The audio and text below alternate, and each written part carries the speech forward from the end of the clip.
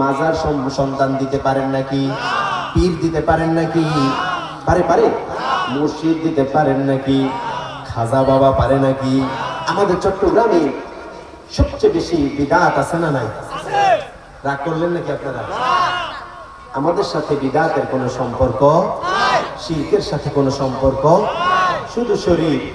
মানুষ মুসলিমরা চিন্তা করলো শরীর নূরানি, এই শব্দগুলো আমাদের মধ্যে কমন কিনা। কোরআনের কারীমটা হাতে নিলাম, নিয়ে দেখি এখানেও আছে নূরানি কোরআন শরীফ, আছে না নাই? ভালো করে দেখেন তো, দেখা যায় কিনা?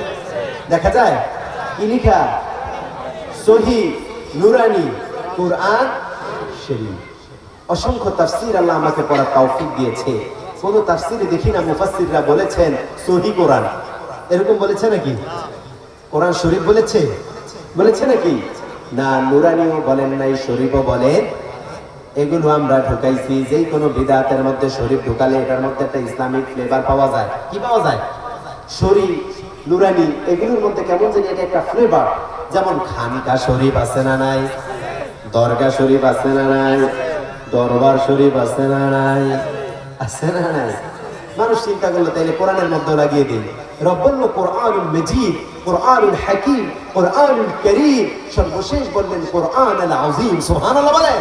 ওয়ালাকাদ আতাইনা সাবআন মিনাল মাসানি ওয়াল কোরআনুল আযীম। পড়েন আল্লাহু আকবার।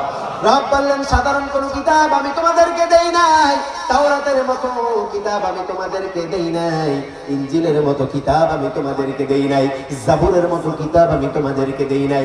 এত চমৎকার কিতাব দিয়েছি। লাদাইনা কিতাবুন ইয়ানতিকু বিল হক। পৃথিবীর সকল সত্য জিনিস দিয়ে কিতাবটা ভরপুর করে দিয়েছেন কে?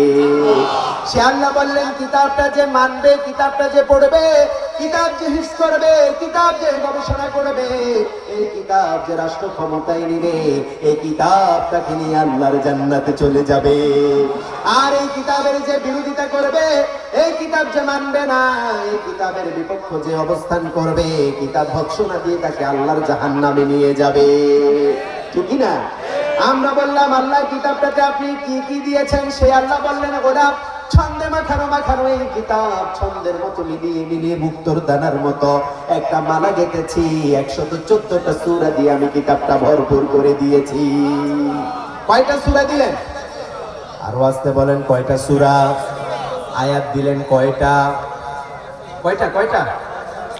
কয়টা দিলেন?